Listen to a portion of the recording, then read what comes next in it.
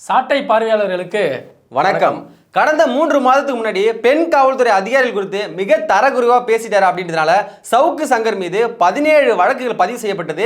அதோட சேர்த்து குண்டர் தடுப்பு பாதுகாப்பு சட்டமும் அவர் மேல போடப்பட்டது. இந்த வழக்குல அவர் கோவை சிறையில் அடைக்கப்பட்ட சூழ்நிலையில மீண்டும் வெளியில வருவாரு அப்படின்னு எதிர்பார்ப்புகள் அதிகமா இருக்கிற ஒரு சூழ்நிலை. இரண்டாவது முறையா இந்த அரசு அவர் மீது குண்டர் தடுப்பு பாதுகாப்பு சட்டத்தை மறுபடியும் அவர் மேல போட்டிருக்கு. இதற்காக நாம் தமிழர் கட்சியோட தலைமை ஒருங்கிணைப்பாளர் சீமான் அவர்கள் கண்டனம் தெரிவிச்சிருக்காரு. ரெட்பிக்ஸ் என்ற தனியார் ஊடகத்தில் சவுக்கு சங்கர் வந்து பெண் காவலர்கள் குறித்து அவதூறா பேசுனதுனால அவர் மேல குண்டர் தடுப்பு சட்டம் வந்து போடப்பட்டிருந்தது. அதுல வந்து அவர் வந்து தேனியில ஒரு தனியார் விடுதியில வந்து தங்கியிருந்த போது போலீசார் வந்து அந்த அறையை சோதனை செஞ்சிருந்தாங்க. அப்போ வந்து கஞ்சாவும் இருந்தது, பிளஸ் வந்து காரையும் சோதனை செஞ்சிருக்கும் போது அதுலேயும் வந்து சில பொருட்கள் வந்து அவங்களுக்கு தட்டுப்பட்டிருக்கு. அது மட்டும் இல்லை, அவர் அறையில் இருந்த 2 நண்பர்களையும் வந்து கைது செஞ்சிருக்காங்க. அவங்க மேலேயும் வந்து குண்டர் தடுப்பு சட்டம் போட்டிருந்தாங்க. அதை குறித்து வந்து மதுரை சிறப்பு நீதிமன்றத்தில் வழக்கு போயிட்டு இருந்தது. அவரை கைது பண்ணி கோவை சிறையில் அடைக்கிறதுக்காக கொண்டு செல்லும் போது தாராபுரம் அப்படின்ற ஒரு பகுதியில் அந்த கார் விபத்தாகுது. இந்த கார்ல சவுக்கு சங்கர் உட்பட அங்கு கொண்டு செல்லப்பட்ட காவல்துறை அதிகாரிகள் மேலும் ஒரு விபத்து ஏற்பட்டு காயங்கள் ஏற்படுது. இது வந்து சவுக்கு சங்கரை கொல்றதுக்கான சதி திட்டங்கள் அப்படின்னு சொல்லிட்டு சவுக்கு சங்கரோட ஆதரவாளர்கள் வந்து பேசினாங்க. இதெல்லாத்தையும் தாண்டி கோவை சிறையில் போய் அடைக்க செல்லப்பட்டாரு. அப்படி அடைத்தும் கூட அவர் மீது வந்து கையை உடைச்சிட்டாங்கன்னு சொல்லி அவர் ஒரு குற்றச்சாட்டை வந்து மேற்கொண்டாரு. அங்க உள்ள அதிகாரி என்ன இப்படி கொடுமை பண்றாங்க அப்படின்னு சொல்லியிருந்தாரு. இது மட்டும் இல்லாம சவுக்கு சங்கர் அவர்களுக்கு அந்த சிறை பல்வேறு கொடுமைகள் நடக்கப்படுதாகவும் சொல்லப்பட்டது. இந்த கொடுமைகள் நடந்ததால அவங்க தாயார் வந்து கமலா என்ன பண்ணியிருந்தாங்க அப்படின்னு சொல்லி பார்த்தாங்கன்னா, அவங்க நீதிமன்றத்தில் ஆட்கொணர் மனுவை போட்டிருந்தாங்க. என் பையனை வந்து சீக்கிரமாக விசாரிக்கணும், அவனுக்கு வந்து என்ன நடக்குதுன்னு எனக்கு தெரியல, அவனுக்கு உயிருக்கு ஆபத்து இருக்கு போல இருக்கு, உடனே நீதிமன்றம் வந்து இந்த வழக்கை எடுத்து நடத்தணும், இல்லைன்னா என் பையனுக்கு வந்து உயிருக்கு ஆபத்து இருக்கு அப்படின்னு சொல்லி சவுக்கு சங்கரும் வந்து என்னுடைய உயிருக்கு ஆபத்து இருக்கு அப்படின்னு சொல்லிட்டு ஒரு காணொலியில் பேசியிருந்தாரு. அவங்க அம்மா ஆட்கொணர் மனு தாக்கல் பண்ணதை தொடர்ந்து உயர்நீதிமன்றத்தில் சரியான பதில் அளிக்காததுனால இந்த வழக்கை அவரோட வழக்கறிஞர் என்ன பண்ணாங்கன்னா உச்சநீதிமன்றத்தை கொண்டு போய் சேர்த்தாங்க. உச்சநீதிமன்றம் என்ன பண்ணாங்கன்னா உயர்நீதிமன்றத்தில் இது சாதாரண வழக்கு கிடையாது, இது வந்து ஒரு குண்டர் தடுப்பு பாதுகாப்பு சட்டம், நீங்க ஏன் விசாரணை கைதியாவே சவுக்கு சங்கரை 2 மாதங்கள் வச்சிருக்கீங்க அப்படின்னு சொல்லி கேள்வி எழுப்பியிருந்தாங்க. இதற்காக உயர்நீதிமன்றமும் பதில் அளிச்சிருந்தாங்க.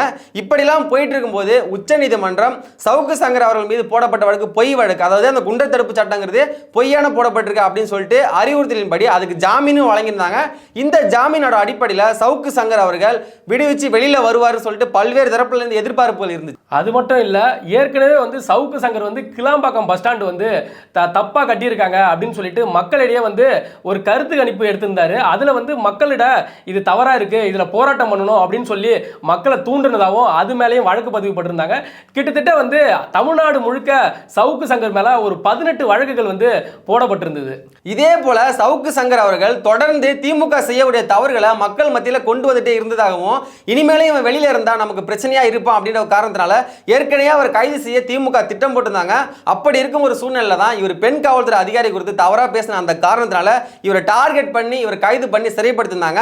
இவரை நேர்காணல் எடுத்த ஒரு காரணத்துக்காக ஃபெலிக்ஸ் ஜெரால்ட் அவர்களை டெல்லியில வச்சு சிறப்பு படை மூலமா கைது பண்ணினாங்க. இப்போ அண்மை காலத்தில் அவர் வெளிவந்ததுக்கு அப்புறம் நாம் தமிழர் கட்சியோடைய தலைமை ஒருங்கிணைப்பாளர் சீமான் அவரை போய் சந்திச்சிருந்தாரு.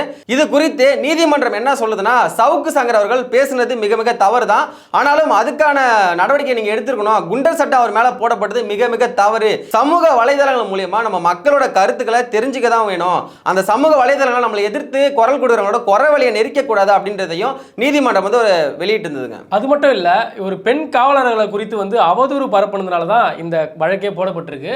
அதுல வந்து குண்டர் சட்டம் போட்டு இவர் வந்து இன்னும் கொஞ்ச நாள்ல வெளியே வந்துருவாரு, இன்னும் 2-3 நாள்ல வெளியே வந்துருவாரு அப்படின்னு சொல்லி எதிர்பார்த்துட்டு இருந்தாங்க எல்லாருமே. இனிமே வெளிவந்தாலும் வந்து சவுக்கு சங்கர் வந்து திமுகவுடைய ஊழல்களை இல்ல திமுகவுடைய செயல்களை வந்து பொது வெளியில வந்து சொல்லிடுவாரு அப்படின்றதுக்காக இவரை வந்து மேலும் வந்து கஞ்சா வழக்கு ஒன்று போட்டு அந்த கஞ்சா வழக்குல கிட்டத்தட்ட வந்து கஞ்சா வழக்கு போட்டால் 6 மாதம் ஆகும் பிணை கிடைக்கிறதுக்கு. அதனாலே வந்து மேலும் மேலும் வந்து சவுக்கு சங்கர் மேலே கஞ்சா வழக்கை போட்டு 17 வழக்கு கிட்ட அவர் மேலே இருக்குது. இப்படிலாம் இருக்கும்போது சவுக்கு சங்கர் அவர்கள் வெளியில வந்துருவாரு அப்படின்னு மிகப்பெரிய ஒரு எதிர்பார்ப்பு இருந்தாலும் கூட இரண்டாவது முறையா அவர் மேலே வந்து குண்டர் சட்டத்தை வந்து போட்டிருக்காங்க. ஏற்கனவே முதல் முறை போட்ட குண்டர் சட்டமே அது மிக மிக தவறுன்னு சொல்லி நீதிமன்றம் கருத்தை வெளிப்படுத்தியும் கூட அதை ஏற்காத அந்த அரசு என்ன பண்ணிருக்குன்னா, சவுக்கு சங்கர் அவர்கள் மீது இரண்டாவது முறையா அந்த குண்டர் தடுப்பு சட்டத்தை போட்டிருக்காங்க.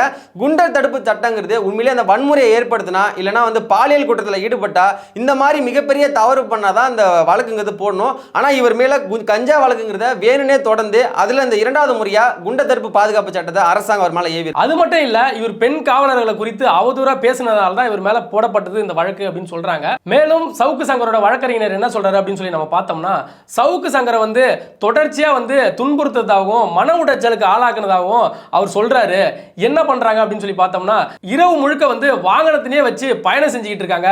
கோயமுத்தூர், திருச்சி, பல்வேறு இடங்கள்ல வந்து என்னை கூட்டு போயிட்டே இருக்கிறாங்க. வழக்கு அங்கேயும் இங்கேயும் போட்டு என்னை அலக்களிக்கிறாங்க.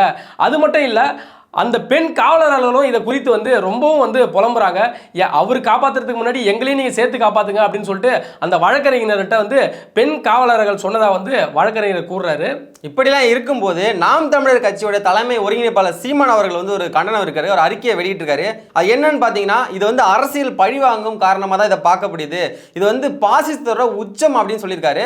இது மட்டும் இல்லாமல் எப்படி வந்து பாஜக அரசு அமலாக்கத்துறை, வருமான வரித்துறை, புலனாய்வுத்துறை இதெல்லாம் ஏவி எதிர்கட்சிகளை எப்படி வதம் பண்ணுதோ இதே மாதிரி தான் தமிழ்நாடு அரசு என்ன பண்றாங்கன்னா, உளவுத்துறை, காவல்துறை எல்லாம் வச்சு தனக்கு எதிராக யாரெல்லாம் குரல் கொடுக்குறாங்களோ அவங்க குரவழியெல்லாம் நெருக்கக்கூடிய ஒரு செயலை தான் செய்யறாங்க அப்படின்னு சொல்றது மட்டும் இல்லாம, அது மட்டும் சொல்லல, அவர் இன்னும் என்ன சொல்றாரு அப்படின்னு சொல்லி பார்த்தா, சமூக வலைதளங்கள்ல வர செய்திகளை வந்து அரசு எப்படி எடுத்துக்கணும் அப்படின்னு சொல்லி பார்த்தா, நம்ம செய்யக்கூடிய தவறை வந்து மக்கள் தெரிவிக்கிறாங்க.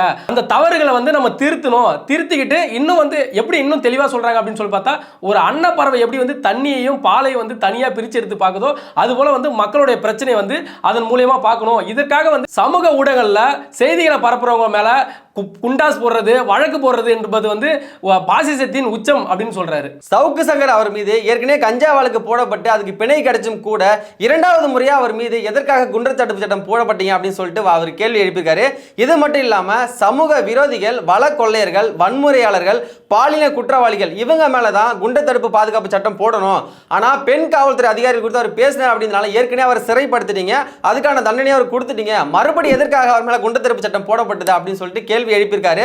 இது மட்டும் இல்லாம சமூக வலைதளங்கள்ல கருத்து சொல்றவங்கள அவங்க கருத்தோட குரல் வழியை நெருக்கிற மாதிரி நம்ம எதுவுமே பண்ணக்கூடாது அப்படின்ற மாதிரி சொல்லியிருக்காருங்க. இறுதியா என்ன சொல்லியிருக்காருன்னா, இதற்கெல்லாம் முடிவு கட்டுற காலம் வெகு தொலைவில் இல்ல, விரைவில் கொடுப்போம் அப்படின்றதையும் அறிக்கையில் சொல்லியிருக்காருங்க.